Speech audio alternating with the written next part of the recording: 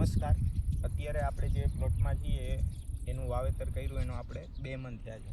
તો અત્યારે જે છે એ આપણે કટિંગ ને પ્રૂનિંગ જે છે એ લેવાનું છે. એનું કારણ છે જેટલું તમે કટિંગ પ્રૂનિંગ લેશો એટલો તમારો રોપો મજબૂત થશે.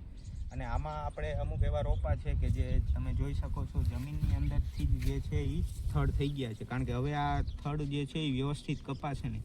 તો આમાં શું કરશું કે જે થડની નજીક છે વોટર શૂટું એ કાઢી નાખશું, જેનાથી શું થાય કે ઉપરનો જે આપણો રોપાનો ગ્રોથ હોય એ વ્યવસ્થિત થાય. ત્યારબાદ આ જે છે એ રોપાનું આપણે પંચિંગ કરી નાખશું, જેનાથી ગ્રોથ થોડોક દબાય અને આ ડાળીઓ મજબૂત થાય.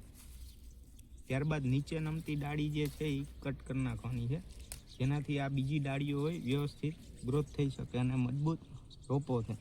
ત્યારબાદ આગળનો બીજો રોપો તમે જોઈ શકો છો કે આ જે છે એ નીચેથી જ એક સિંગલ સ્ટેમ જેવો છે, જેનાથી જે છે એ રોપાનો ખાલી જે છે આપણે ઉપરથી જ ટોપિંગ કરશું તો પણ વ્યવસ્થિત ગ્રોથ થઈ આવશે.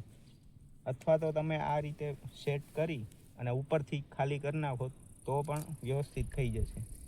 તો આ જે આપણી નીચેની ડાળી છે એ આપણે કટ કરી નાખવાની છે. ટૂંકમાં જે છે એ નીચે નમતી ડાળી રાખવાની નથી. તો તમે જોઈ શકો જે રોપો છે એકદમ વ્યવસ્થિત થઈ ગયો. ત્યારબાદ આ જે છે આ રોપામાં પણ તમે જોઈ શકો છો નીચેથી આ જે ડાળી નીકળે છે એને કટ કરી નાખવાની છે.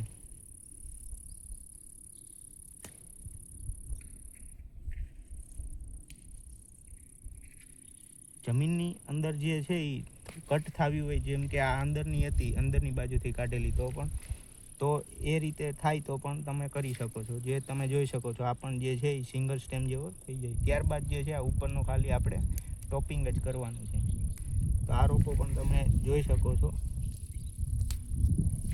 એકદમ વ્યવસ્થિત જે છે એ થઈ ગયો છે. ત્યારબાદ આ જે છે ડાળી એકદમ મજબૂત થતી જાય અને રોપો આપણો વ્યવસ્થિત થતો જાય. આભાર.